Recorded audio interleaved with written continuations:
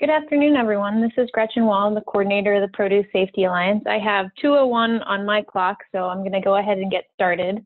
Welcome to the Produce Safety Educators Monthly Call. For those of you who ended up in this meeting because a collaborator, a colleague forwarded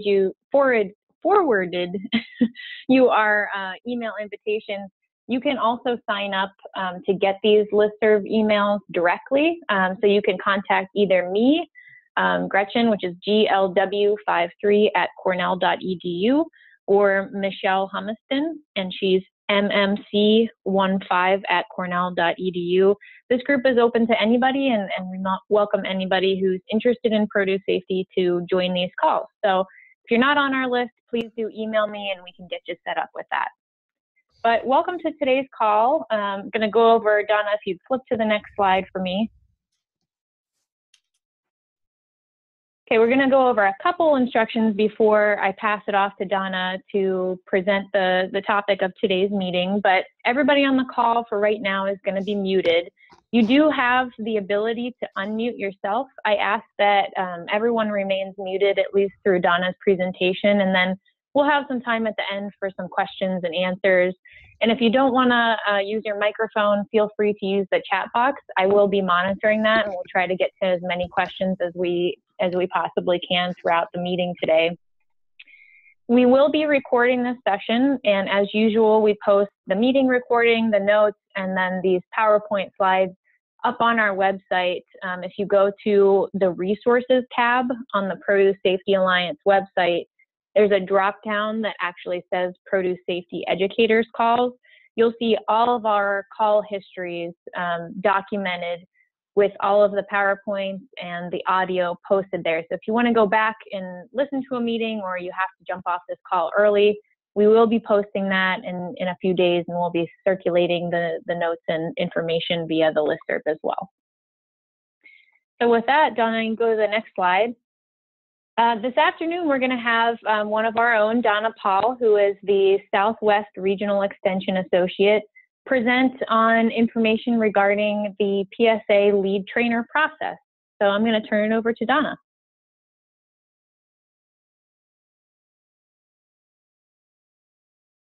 Mentioned, my name is Donna Pahl, and I work for the Produce Safety Alliance. I've worked for PSA for about almost 3 years now.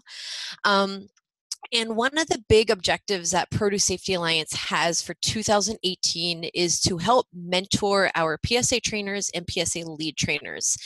And as we've been doing Train the Trainer courses and integrated courses over the last year or so, we've been receiving a lot of questions about lead trainer applications. I've been hearing a lot about people being nervous about applying or interested in reapplying. Perhaps they applied and were declined, and they want to increase their experience and reapply. So what we did today is we thought it would be a good idea to cover a lot of this information in an educator's call. Much of the information that I'm going to outline, especially in the beginning of this call, is on our website. So I think as I present, Gretchen's going to sort of pepper some resources in the chat box, and these are all going to be included in the follow-up notes as well, so that you guys will get all of these links in your email. And additionally, some of this information is going to be in a PSA newsletter that's upcoming. So you'll probably see that in your inboxes as well. But to jump into what we're going to be talking about today, I'm going to very briefly give a review of that entire PSA Lead Trainer process and sort of give some background about why the process is the way it is. And then we're going to cover some of the common challenges that we see with both trainer applications and supplemental applications. So I'm going to walk through some of the big challenges and gaps that we see in each of those some of these applications, and then we're going to cover ways that we suggest you can improve either your knowledge, your experience, and I'm going to give some very specific examples that we've seen in past applications that have been declined. And then lastly, as we always try to do, I'm going to give you some resources and ways that you guys can stay involved and informed on recent updates to the produce safety rule, especially answers to TAN questions, common credible sources of information, because as PSA trainers and lead trainers, one of the things that we ask you to do is to remain informed so you can pass some of that updates onto your growers and people that you guys are training. So with that, I'm going to very briefly go through the PSA Lead Trainer process. And the reason we thought it would be a good idea for me to cover this, even though this is included in your PSA trainer manuals. If you were looking for this information, it's in the back of your trainer manuals under course information. Much of this information is also on our website, but I fully am sensitive to the fact that when we cover this information in a Train the Trainer course or an integrated trainer course, it is the very last thing that we do at the end of day 2. So I thought it would be a good idea to briefly cover this, and then if you guys have any questions, feel free to include them in the chat box, or I'll take questions toward the end of the presentation. So when we talk about the lead trainer process, it is a multi-step process. And the first thing that I wanted to mention is step 1 in the trainer flow diagram. So the first step to becoming a PSA trainer is to complete the trainer application. And we receive a lot of questions from people about when to fill out the trainer application. And the proper time to do that is after you register for a Train the Trainer course or the 2-day integrated training course.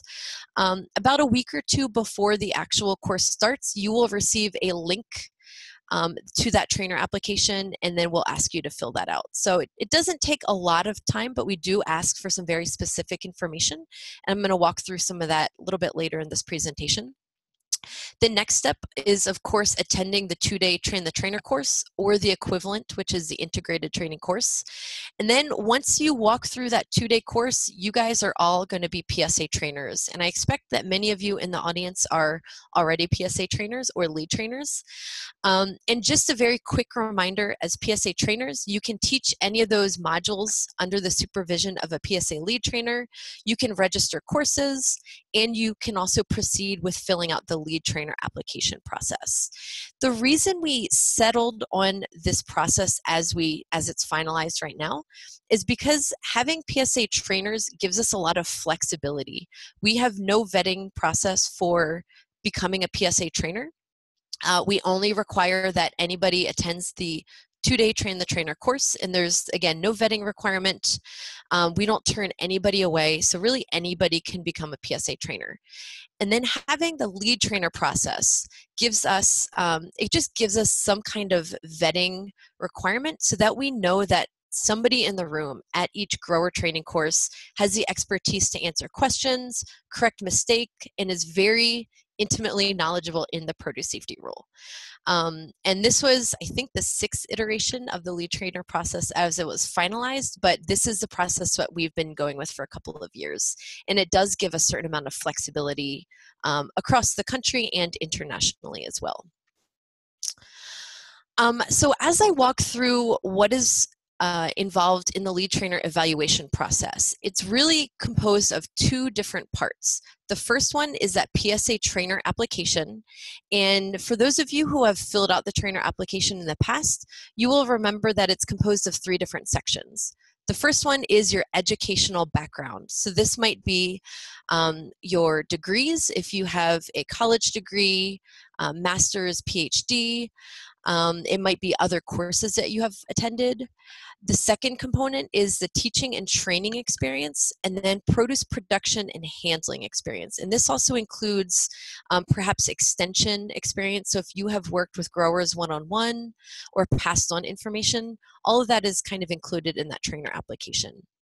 And I'm going to give some additional examples kind of as we go through the slides on what the trainer application includes. As a reminder, the trainer application is filled out before you attend the Train the Trainer course. And then the second part is the supplemental application. And this is composed of 4 short answer questions. And most of our questions in the question bank are based on real-world grower training questions because we want to see how people will react and respond to questions in that training setting. And again, this is very much a background. I'm going to walk through some details and tidbits on each of these as we walk through this presentation.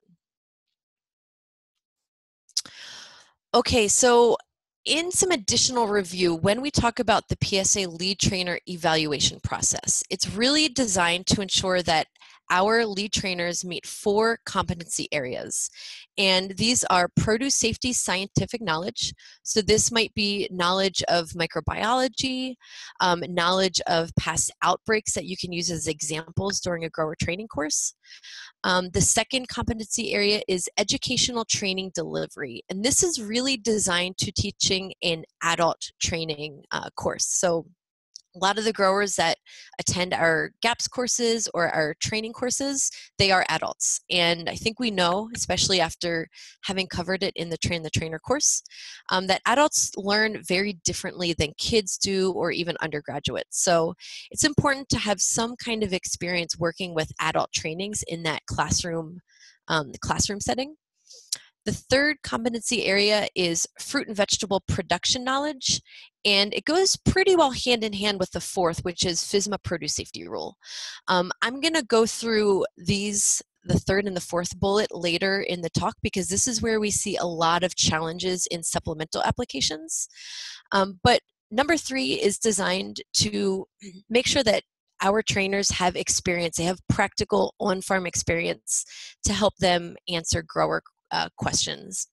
And then, of course, because this is a standardized training course for the produce safety rule, we think it's important that our trainers actually be familiar with the contents of the produce safety rule and maybe how that differs a little bit from good agricultural practices and other buyer requirements. And we fully recognize that satisfying these diverse competency areas can be a challenge for people. Some of these are very niche requirements or niche competencies. So one of the reasons we wanted to do this educators call was to make sure we can give some suggestions on how some of you who might be lacking in fruit and vegetable production or scientific knowledge, how you can gain some more experience or more information on those 2 sections. Okay, so again, this is going to start to wrap up this background section of the talk, so I can move on to new information for everybody. But I wanted to explain why we rely on PSA Lead Trainers.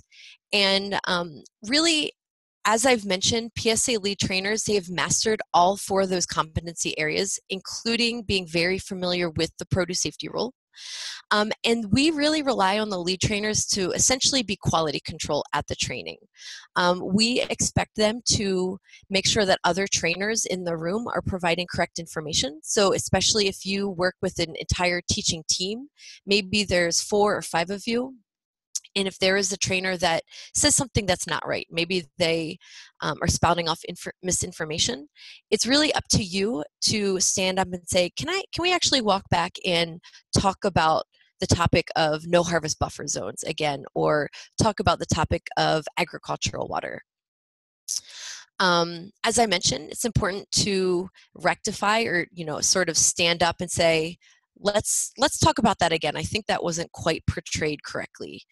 And then additionally, from the delegating standpoint, we expect lead trainers to make sure that the logistical parts of the training are accomplished. So this might include printing off and providing evaluations, collecting those evaluations, and then make sure that they are returned back to the Association of Food and Drug Officials, who are our partners in grower training.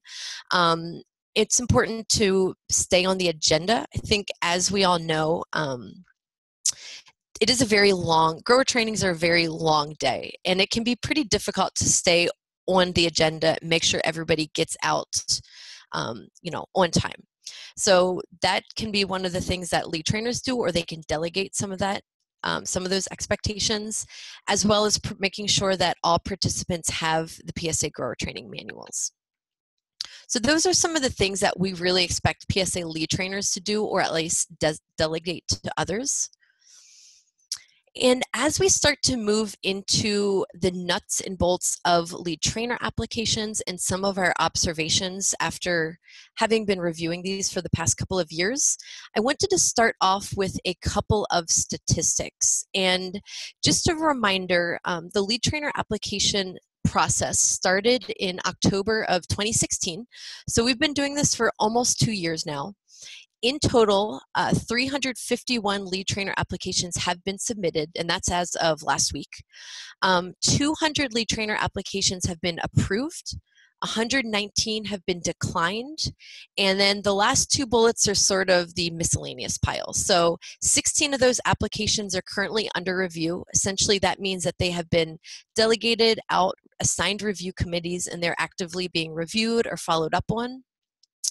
And 6 applications came in very recently, so they've been unassigned, and 9 are unpaid. So essentially that just means that the application came in, however, the applicant did not pay the fee yet. So once that happens, they'll be thrown in and assigned and currently go under review.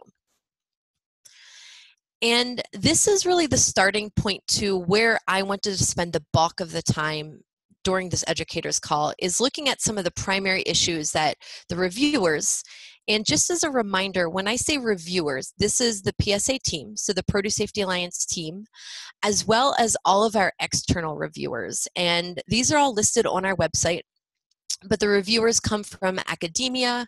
I believe there are some government reviewers and extension, research, industry, sort of that whole gamut. And we have these external reviewers to keep the process going once Produce Safety Alliance, once we go away, and as well to just provide some additional non-biased background. Okay. Excuse me. So the first thing that I wanted to cover was looking at trainer applications. And these are some of the deficiencies or some of the challenges that we see with these background trainer application. Just as a reminder, when I say trainer application, this covers the educational background, this covers teaching and training experience, as well as produce production or extension experience.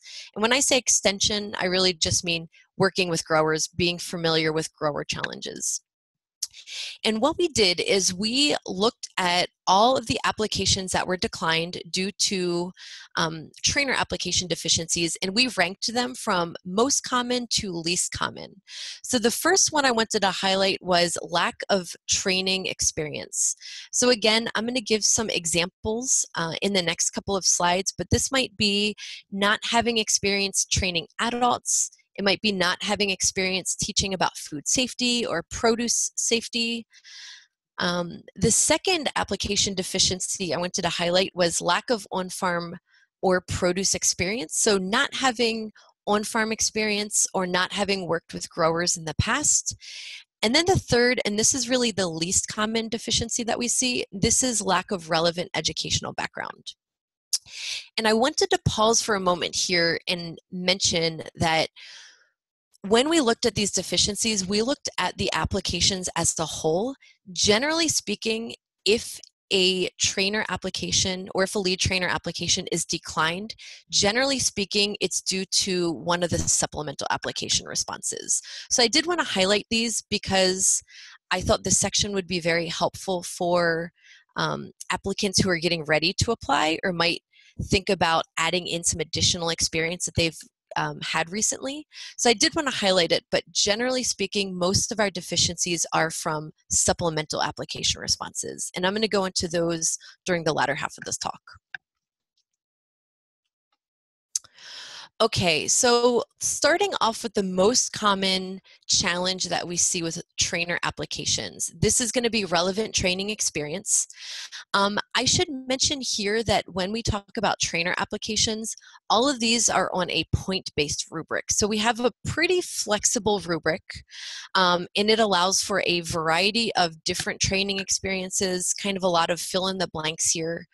But when we're looking at relevant training, some of the examples that we give are good agricultural practices, FSPCA, or the Food Safety Preventive Controls Alliance, the qualified individual training. So this is going to be that couple-day training that qualified individuals go through if they're covered by the preventive controls rule. Additional examples include one-on-one assistance, so maybe working with a grower, helping him or her prepare for a GAPS audit or a produce safety rule inspection. And these are all just, I tried to list a variety of examples, but these are all examples that would go into relevant training experience. I do want to mention, I think Gretchen already linked to it in the chat box, but we have a public scoring document on our website, and it's the last link that she included on the chat box. So we do have some additional examples listed on that document as well, so that if you're trying to think of some of your past experiences, maybe it'll help jog your memory. Additionally, the point-based rubric that we use to grade trainer applications, it does account for years of experience. So if you have been teaching for 20 years, say, or 5 years, you will get some additional points. So it does take into account your breadth of experience as well as length of experience. And again, really what we're looking for in this training experience section is ability to teach adult learners. That's what we're really focused on, because that's what we're generally teaching with at PSA grower training courses. Okay, so if any of you are in the audience thinking about, okay, how can I gain some additional practice or some additional experience with training?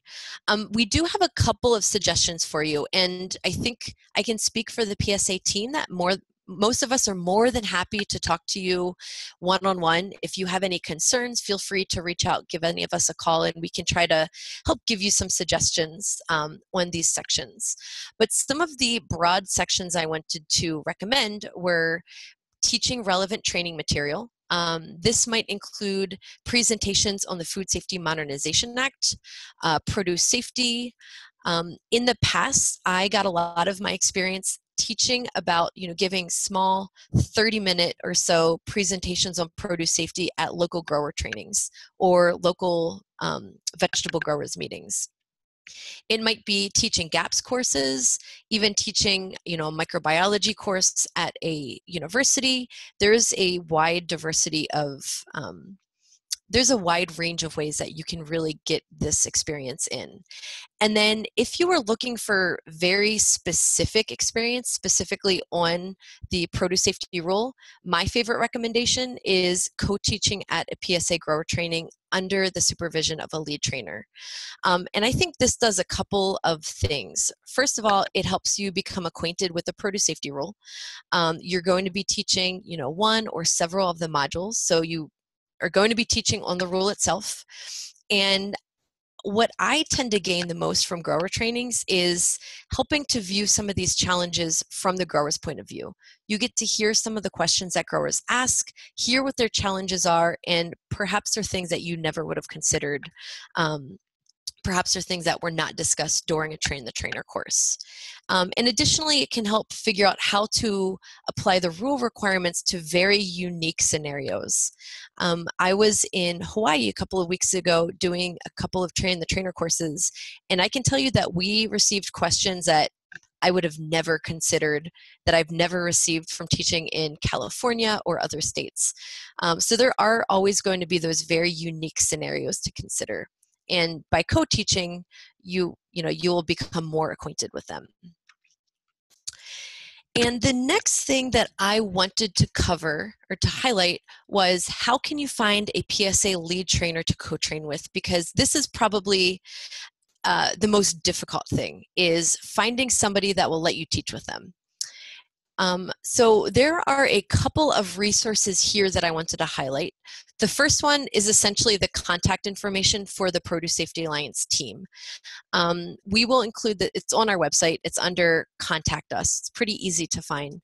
But I think I can speak for the rest of the team that most of us would be more than happy to try to co-train or mentor you, or find another person to co-train with.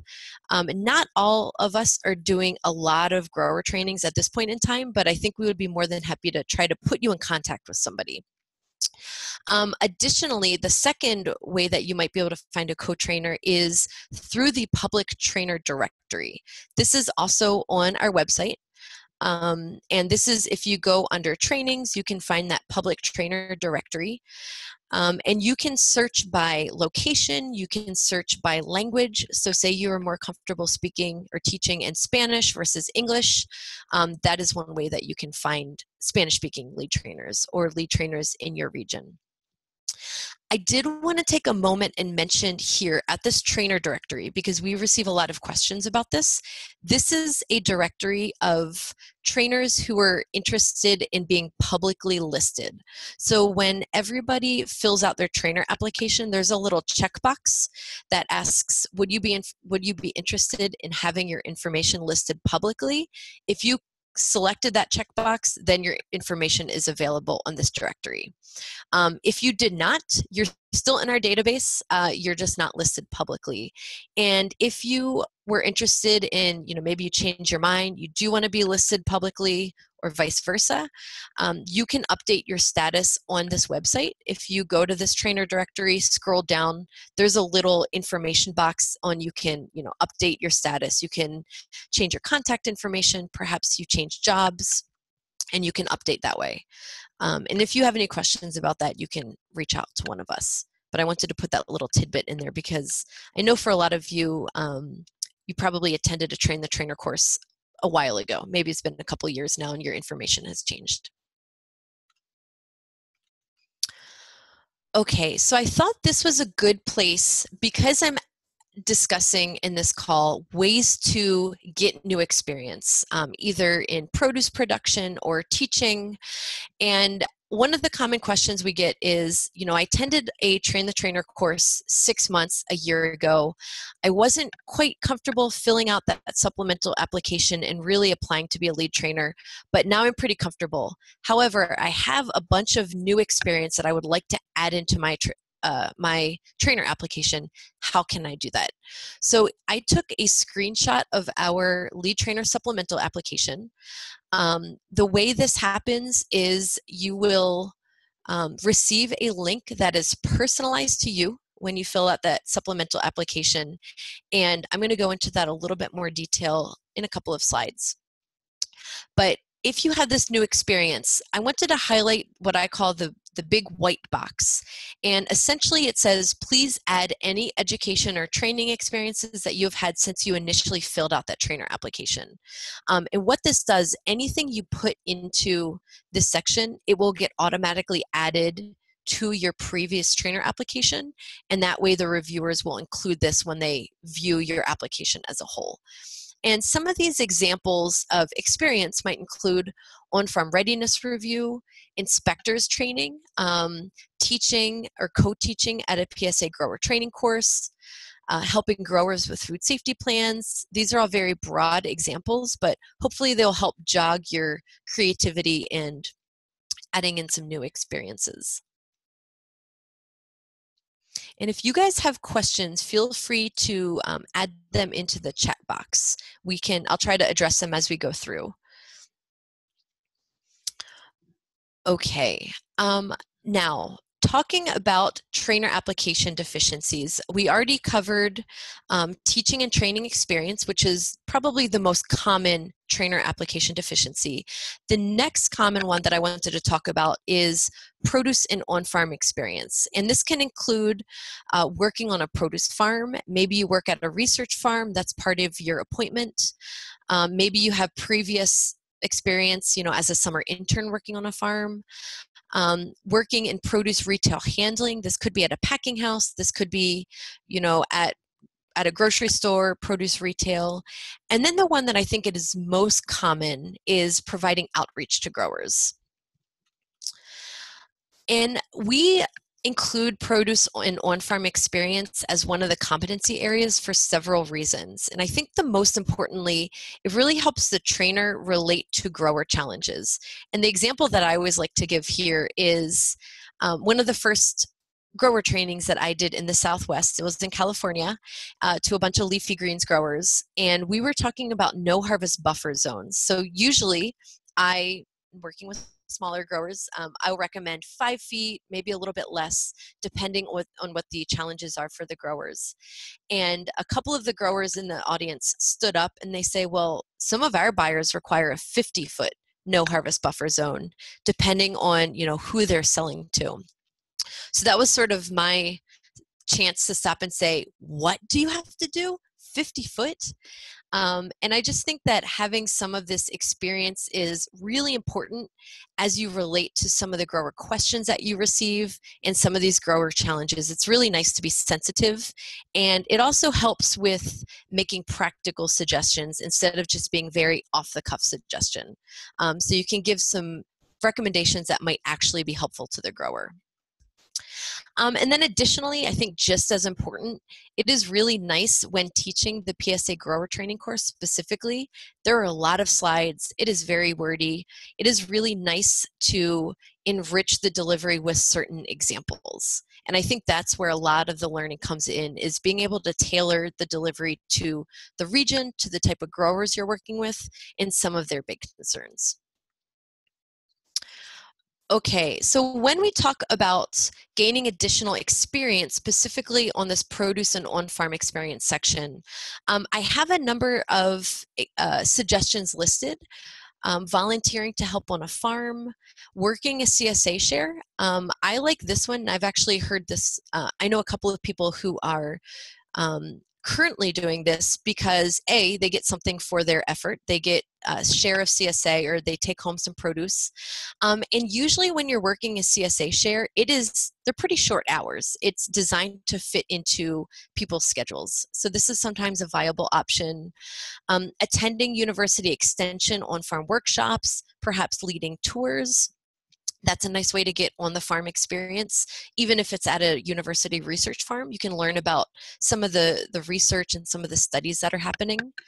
Assisting with on-farm readiness reviews. I know OFRRs are starting to roll out in certain states, and perhaps you can partner up with a state person or an extension person and see some of the very practical discussions that are happening on farms related to the produce safety rule, as well as offering to assist with writing a food safety plan.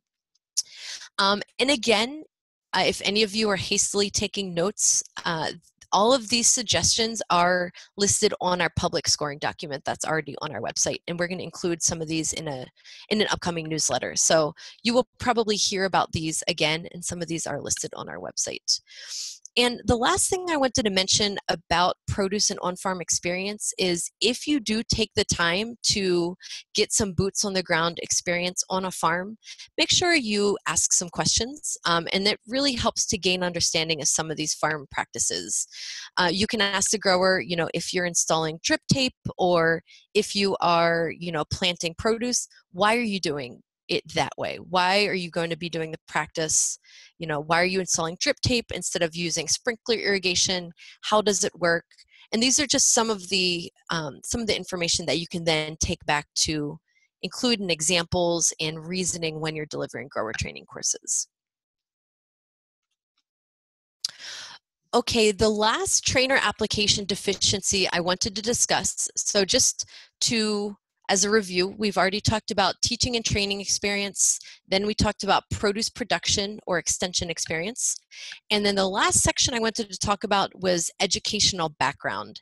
And I included this last because we don't see very many applications that are declined solely due to educational background. Sometimes it is a lack of background, but there were other deficiencies or other challenges in the supplemental application. But I did still want to mention it. And when we talk about relevant educational background, again, we tried to make the point-based rubric very flexible. We realized that a lot of educators come from a very wide variety of backgrounds. Some trainers may be farmers, some may be university professors, some may be researchers or industry. So we tried to make the rubric flexible and really accommodate all of these backgrounds. So some of these examples include ServSafe, pesticide application, having a degree in a relevant competency area, and again, there's a bucket that says all other educational experiences. And the example that I wanted to give here is that I was on a lead trainer application for a plain grower or an Amish grower. And for those of you who are not familiar, generally these growers have an 8th grade background. They have a lot of hands-on experience, Most of them are very experienced in agriculture and food safety. However, from a formal educational standpoint, they do not have a lot of higher education, not a lot of PhDs. And we do have a couple of plain growers who are lead trainers.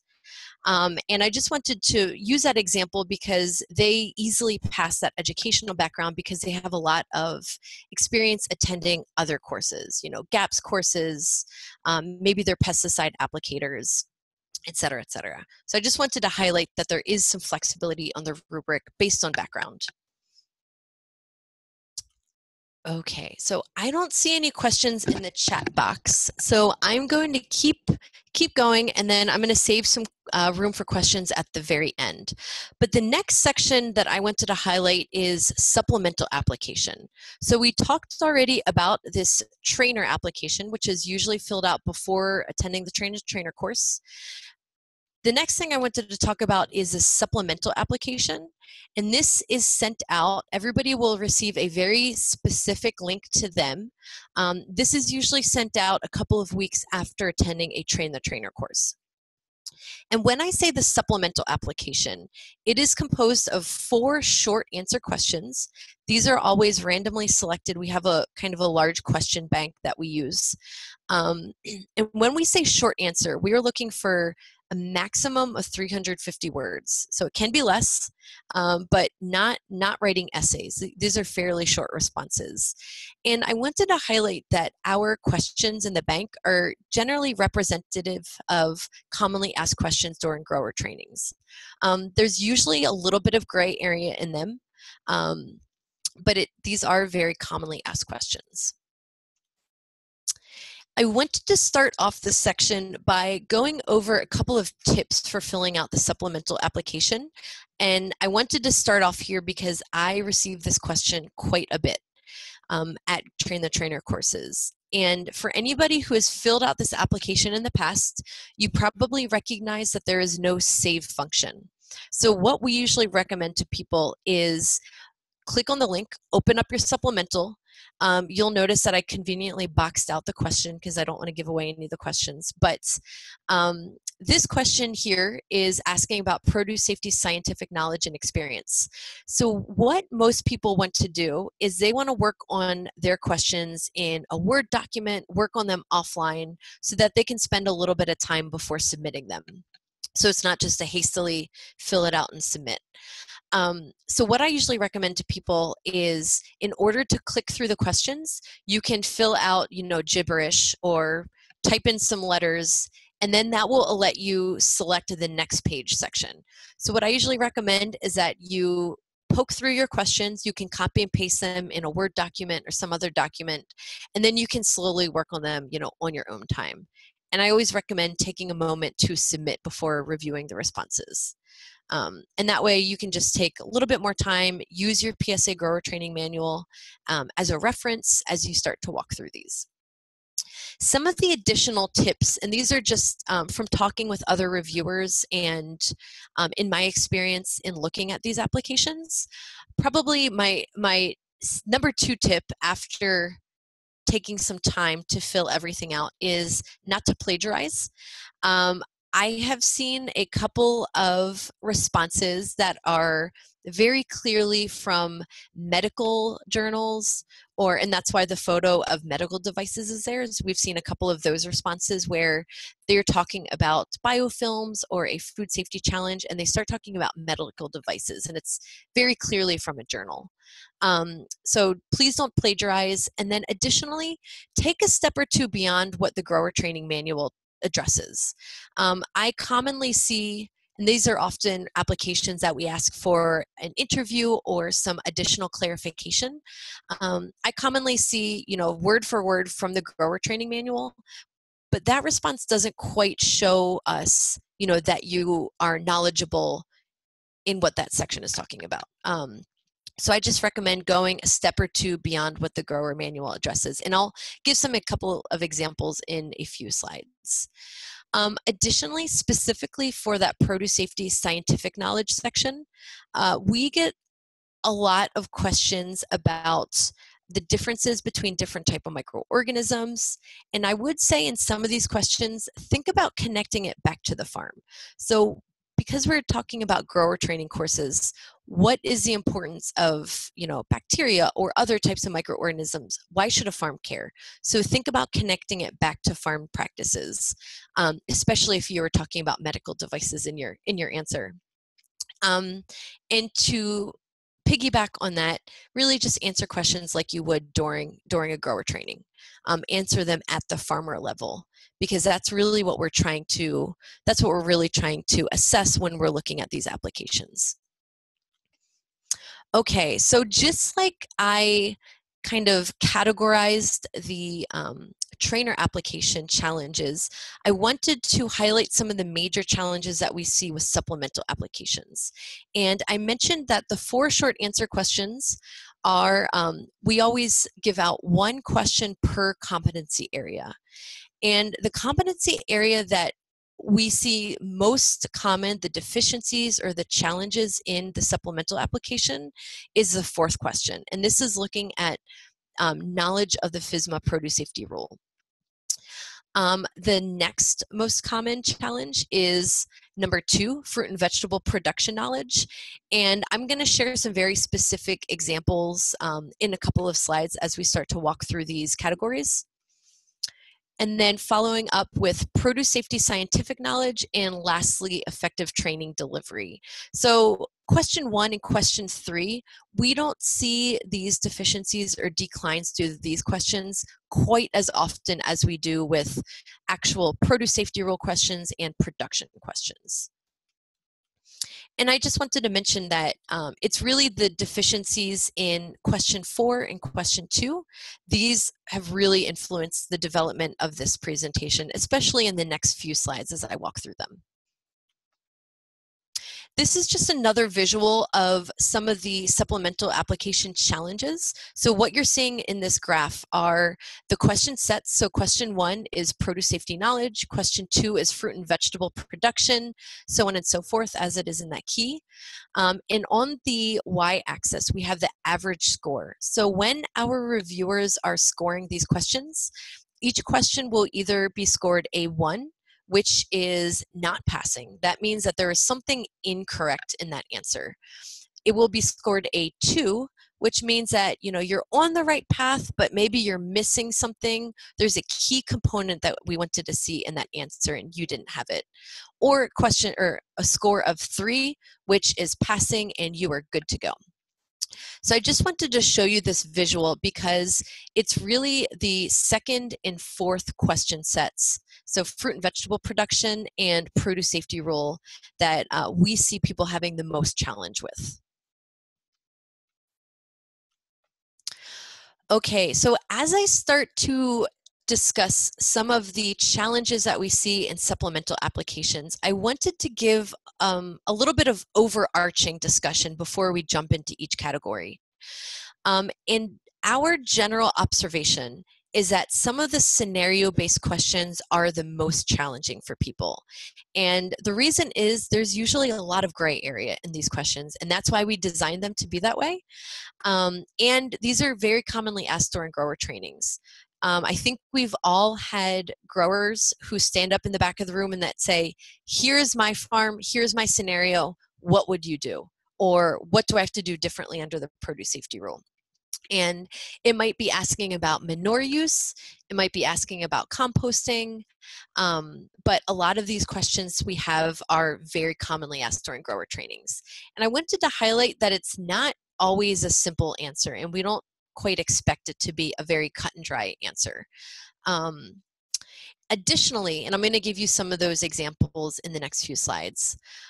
Additionally, when you are answering some of these scenario-based questions, I always recommend strongly differentiating between what the produce safety rule says versus what maybe good agricultural practices audits or buyer requirements might ask, because this is a standardized course on the produce safety rule. Additionally, be prepared to expand on the response. And this is when I said go above and beyond what the PSA grower training manual says.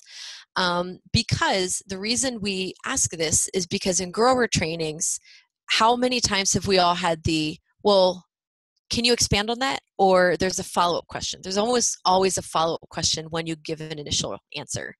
And some of the common ones that I'm familiar with are, if you answer in a supplemental application response, well, the grower should use a 5 to 25 foot no harvest buffer zone because that's what the grower training manual says. A common follow-up to that would be, well, why would you recommend a 25 foot no harvest buffer zone? What are some of the variables that might change that buffer zone? Or how would you recommend turning the compost pile? So it's just including a little bit more detail based on, again, these common grower questions or these common grower concerns. Okay, so I kind of walked through some overarching recommendations on supplemental applications. Now what I'm going to do is I'm going to start to walk through each of these categories. So the first category that we see the most commonly applications are declined from is incorrect information in this fourth question, or knowledge of the Food Safety Modernization Act produce safety rule. And what I did in this first section is I wanted to point out that a lot of times these declines are due to not being familiar with the produce safety rule. And I listed 3 examples here because these are examples that I tend to see over and over again. The first one is the definition of agricultural water. In the produce safety rule, the definition of agricultural water is very specific.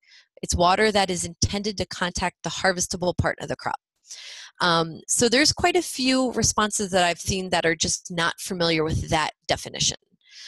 Additional examples include treated versus untreated soil amendments, not really understanding the different requirements for each of those, or total food sales. And of course, this goes back to the qualified exemption for determining if a grower might have that qualified exemption from the produce safety rule. So these are 3 things that I see over and over again. But what I wanted to highlight is these are kind of definitions, more or less, in the rule. So I always recommend that people, when they fill out their supplemental applications, treat it like an open book test. If you get a question about soil amendments or about water, maybe skim through that module if you're not super familiar with it. Maybe read those couple of requirements in the actual rule themselves. Additionally, it is important to remain updated or informed on recent rule updates. And I'm going to give you a couple of resources to wrap up this presentation a little bit later, ways that you can stay informed on updates. Okay, so going a little bit further into knowledge of the produce safety rule, this 4th category, one of the other challenges that we see quite often after not being familiar with the actual rule requirements, the next challenge we see is trying to distinguish between the produce safety rule requirements and gaps. And each of those examples are things that I've seen in actual applications. So the first one is saying that using a certified water testing lab is a requirement in the produce safety rule. This is actually not a requirement. We strongly recommend it, and it might be a requirement in GAPS audits, but using a certified lab is technically not a requirement in the rule. I've also seen applications, and I've also heard a lot of these in attending grower training courses, which is why these are why I'm bringing them up here, because I've heard growers be told these things in actual courses. The next one is at subpart F, which is, of course, the soil amendment subpart, requires that farms sample compost for pathogens. That is also not true. It might be a GAPS requirement, but it's not a requirement in the produce safety rule. And then my favorite is produce cannot come in contact with wooden bins. And again, this might be a buyer requirement depending on who you're selling to, but this is not an outright produce safety rule requirement. And I just want to highlight that we bring these up quite often because some of these recommendations can be very costly for the grower if they're really only trying to comply with the produce safety rule. And I added this slide in for a little bit of levity, but I actually heard this in a grower training at one point. I was serving as lead trainer, and I kind of had to stand up and say, actually, having a packing house is not an explicit requirement in the produce safety rule. And I think it could have been quite troublesome for the grower if he decided to build a packing house based on solely to comply with the produce safety rule, based on what he was told at that training. Okay, so we talked about knowledge of the produce safety rule. I want to go into the next category, which is fruit and vegetable production. So this is question number 3 in the supplemental application. And this is the second, kind of the second most commonly declined question that I often see in lead trainer applications. And one of the things I wanted to point out is sometimes I see responses that talk about the farm as a processing facility. And sometimes these are applicants who are, or people who are more familiar with processing. They come from that background instead of an agricultural background. But I've seen the statement, do not harvest produce if animals have entered the field. And I just put these pictures in because most produce, this is sort of a generalization, but a lot of produce is grown outside in the ground, in the soil. So be careful not to apply processing requirements or processing restrictions on produce production. Additionally, one of the challenges that I see during applications is providing impractical methods to reduce risk. And again, this just really goes to, this really talks about familiarity with being on a farm, having some of that experience.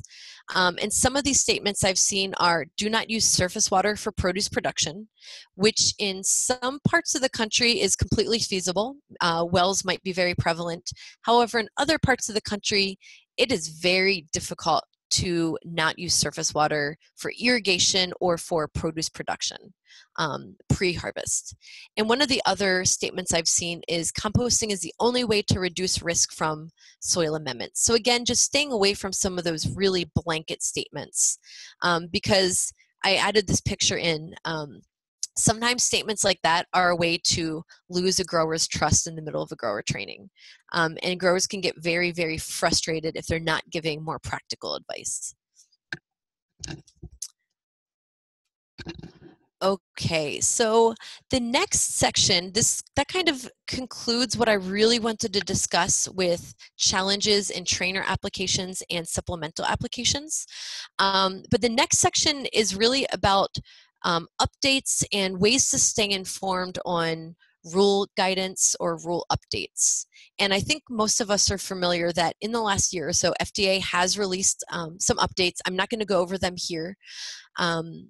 But I just wanted to highlight, because I've also seen more recently people citing information sources that are not very credible. So I'm not going to read all these to you, but I just wanted to show you that some of these reliable information sources might include the Preamble. This is the front material in the produce safety rule.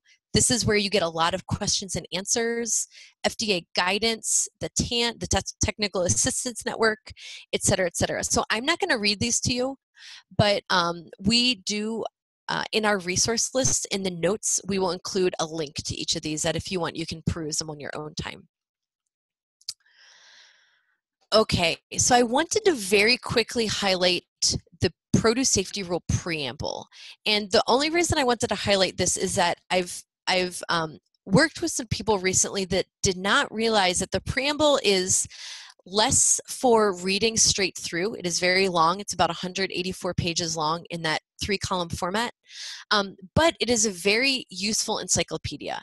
So what you can do if you're interested in using the Preamble is open up the Produce Safety Rule, and then use Control F, and that will pop up a little search box. So if you get questions on microgreens, maybe you're working with a grower that's not sure if they're technically growing microgreens or sprouts, you can type in microgreens and you can be taken directly to a couple of comments that tell you how FDA views microgreens versus sprouts. Or if you're working with aquaponics growers, you can look at some of those very specific comments and you can kind of see FDA's thinking on each of those topics. And what a lot of trainers I've worked with have started to do is they will develop sort of a FAQ list of repeat grower questions and comment responses. So if you get these questions over and over, you can really quickly search for comment 334, or you can search for specific comments. I also wanted to mention the Kneecaps Clearinghouse. This is a fairly new resource that is out of the Northeast Center to Advance Food Safety. And what they have been doing is that they have been taking in technical assistance network questions. So these are questions that have been submitted to FDA. FDA provides generally a pretty thorough response. It is considered legal guidance because it has been through the lawyers. So the Kneecaps has been pulling in those questions and those responses, and they just started publishing them in this clearinghouse. So I actually just signed up for this late last week, and so far I think I've gotten 1 or 2 little email notices about new responses. But this is really helpful, especially if you get very specific questions that you're not quite sure the answer to. And I wanted to make sure that there was some time for questions. So I wanted to wrap this up with a very quick summary slide just about some of the application challenges that we have seen. One of the recommendations is to improve teaching proficiency by gaining experience in the 4 competency areas that we covered. Look for opportunities for co-training, especially for PSA grower training courses, but really any co-training opportunity in produce safety, or maybe in a subject that you want some additional experience with. And then lastly, consider the nuances and impact to production practices when you're making recommendations to growers, especially in answering grower training questions. So I think with that, we should open up for if anybody has any questions. And I guess I'll let Gretchen do that. I think she can unmute people, or you guys can write it down in the chat box. Yep. Thanks, Donna. I think that was a very detailed and excellent overview, and I hope you all got some good tips out of that. But we do have time for a couple questions, so if you have them, you can enter them into the chat box, or you should have the ability to unmute yourself. So we'll do a quick pause here and see if there's anything that anybody wants to ask.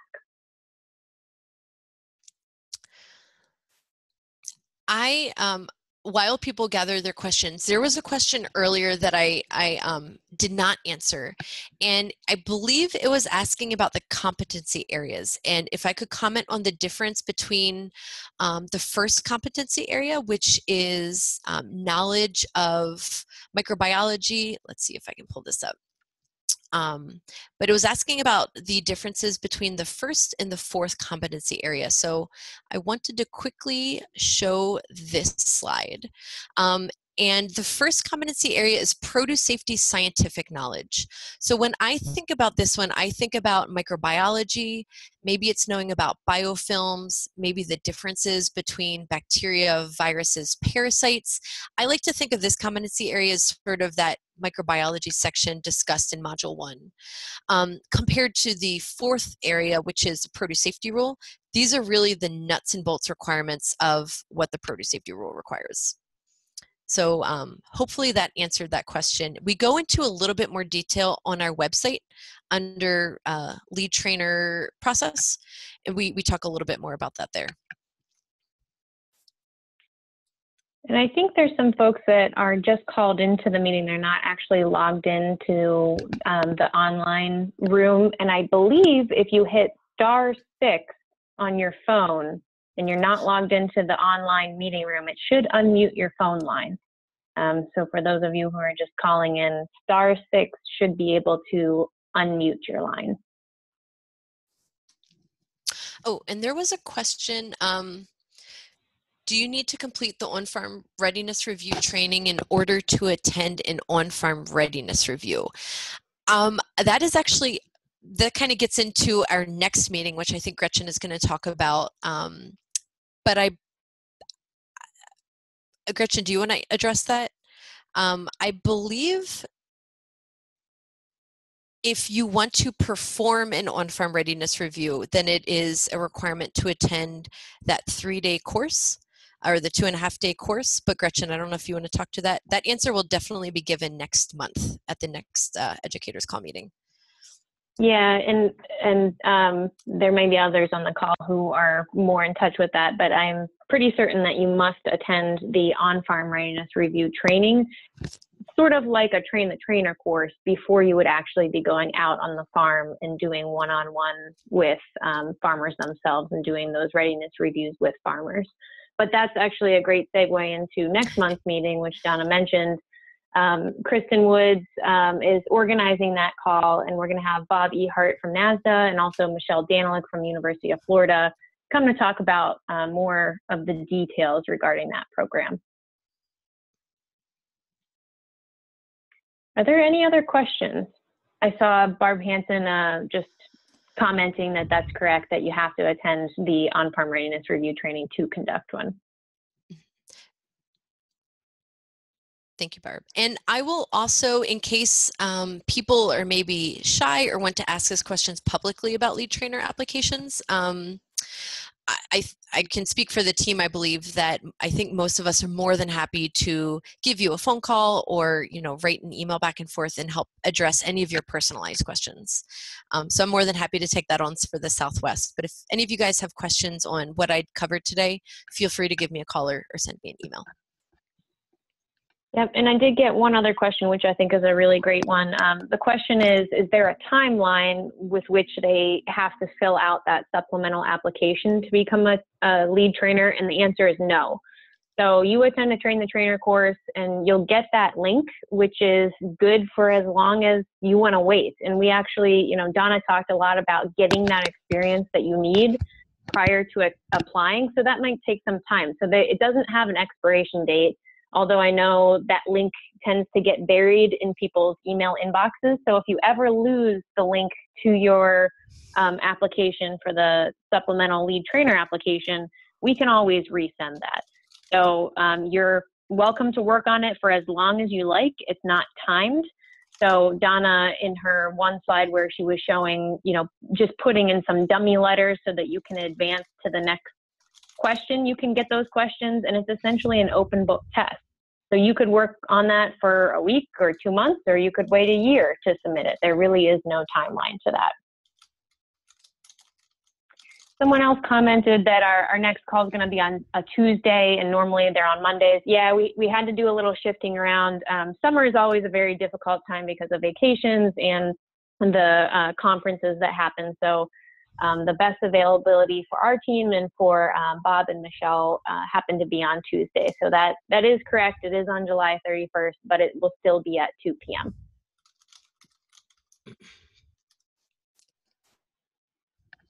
Okay, well, if there are no other questions, I just want to echo what Donna sent.